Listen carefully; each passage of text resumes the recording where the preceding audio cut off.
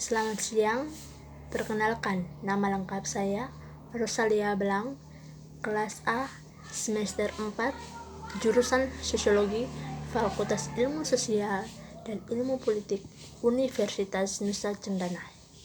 Baik, pada saat sekarang ini kami mengadakan ujian akhir semester dengan mata kuliah Sosiologi Politik yang dengan berjudul Kekuatan Politik dan Masyarakat. Kekuatan yang dimaksud konsep utama dalam sosiologi politik. Politik yang kita maksud adalah proses umum yang dengannya perjuangan berakhir kekuatan dalam masyarakat terselesaikan. Pada awalnya yang kita pahami, kekuatan adalah inti dari pekerjaan sosiolog politik. Tujuannya adalah untuk menjelaskan hubungan antara interaksi sosial, struktur sosial, dan proses sosial yang diubah oleh perjuangan dan sumber daya. Yang mendefinisikan yang kita maksud adalah kekuasaan. Kekuasaan menurut Karl Marx dan Max Weber adalah yang berfungsi sebagai fondasi klasik untuk mendefinisikan kekuasaan. Menurut Marx, menetapkan bahwa struktur ekonomis seperti perusahaan, pemilik modal, dan banyak lain untuk mewakili sumber kekuatan sosial. Menurut Marx ini, hubungan antara pekerja, upah, dan kepentingan kelas adalah sumber individu yang mengasingkan diri tidak hanya dari mengejar kepentingan diri yang tidak terkait dengan pekerjaan, tetapi juga mengasingkan individu. Bagi Marx, kekuasaan memiliki konteks ekonomi yang berakar pada hubungan antara kelas sosial. Max Weber ini mengambil tema untuk menawarkan salah satu sosiolog politik formal pertama analisis kekuasaan. Marx ini berpendapat bahwa kekuasaan bukan hanya tentang ekonomi, hubungan ekonomik, melainkan fungsi dari pola sosial, budaya, dan organisasi sosial. Weber ini mengembangkan banyak pernyataan sebagai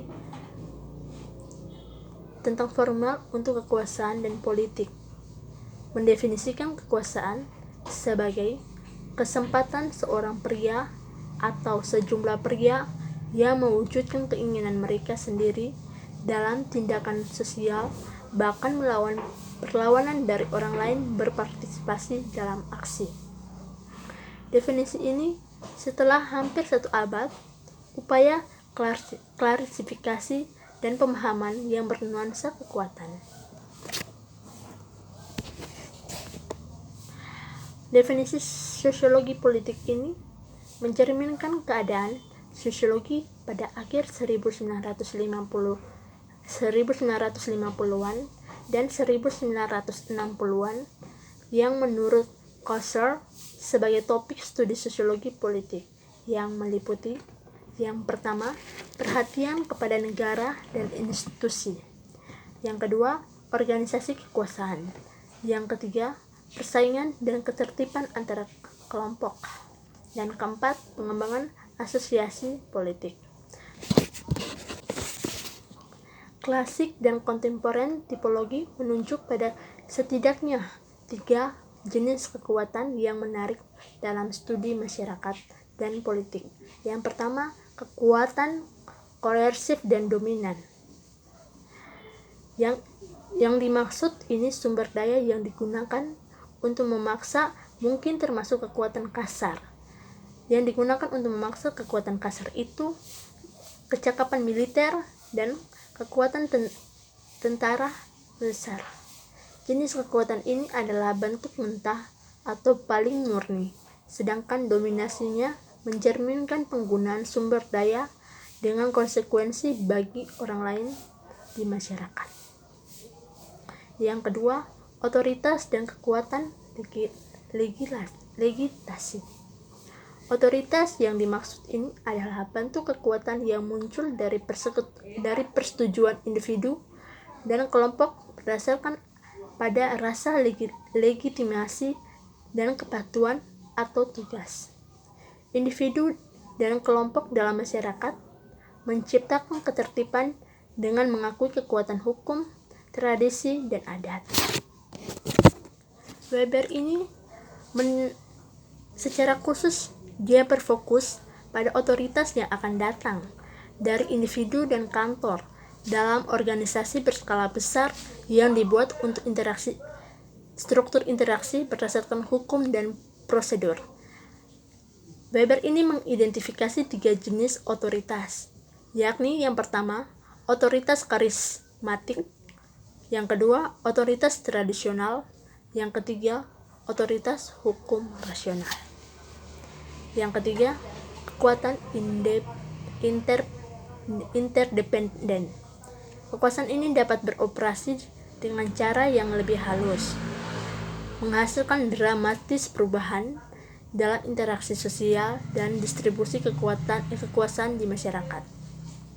Gagasan tentang kekuasaan yang saling tergantung menggambarkan hubungan kekuasaan antara individu dan kelompok sosial sebagai timbal balik, yang artinya kekuasaan adalah jalan dua arah tempat para aktor, meski mereka mungkin berpikir bahwa mereka tidak berpengaruh sebenarnya, mengingat cara di mana sistem sosial itu dibentuk. Studi awal kekuasaan berfokus ini pada pelaksanaan langsung kekuasaan biasanya dalam bentuk kapitalis untuk bertindak. Yang berikut peran negara. Max Weber ini berpendapat bahwa negara adalah komunitas manusia yang dengan sukses mengklaim monopoli menggunakan kekuatan fisik dalam wilayah tertentu. Negara kemudian memiliki kemampuan untuk membuat dan menegakkan hukum yang dijalankan oleh mereka yang menduduki posisi dalam birokrasi negara. Singkatnya, negara memiliki kekuasaan atas kehidupan warga serta orang-orang yang sedang saat ini berada dalam perbatasannya. Yang pertama, wajib. Weber memandang negara sebagai asosiasi wajib dengan berbasis teritorial.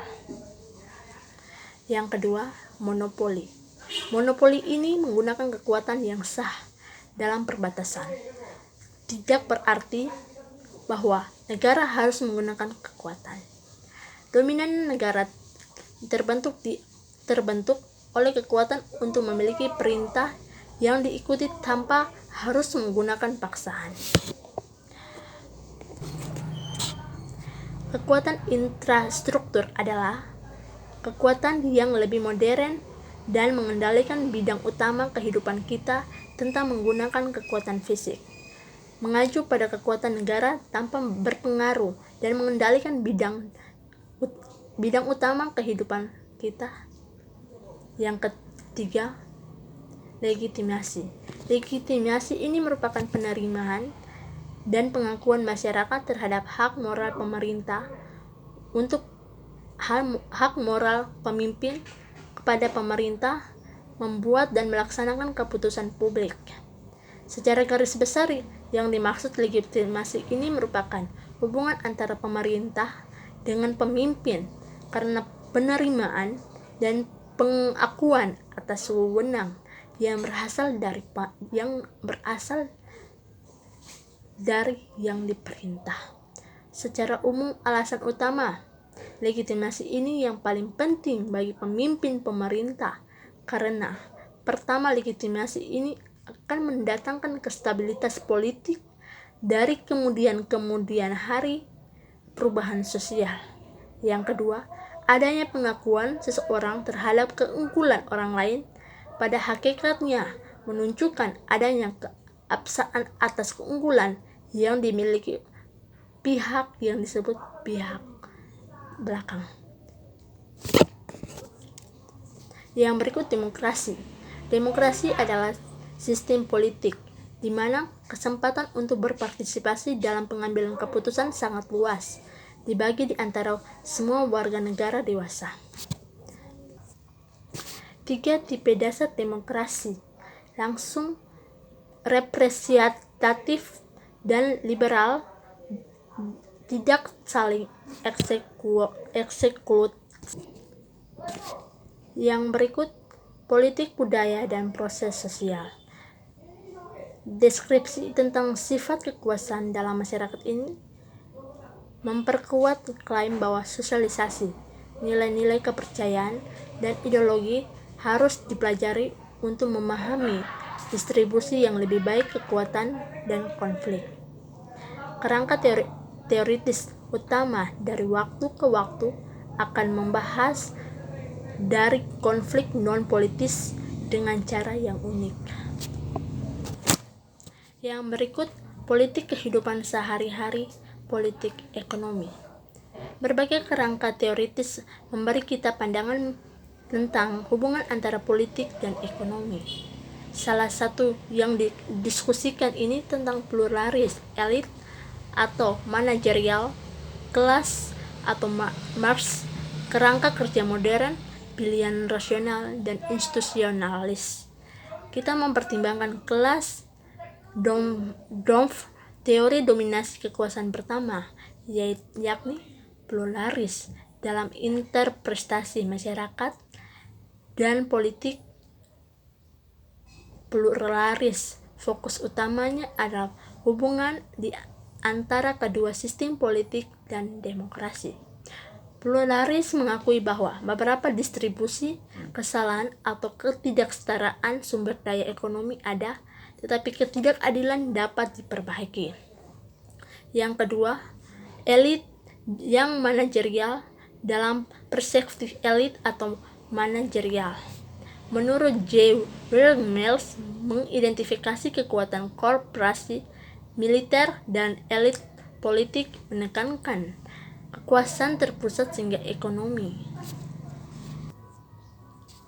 Lembaga sosial dan politik sosial.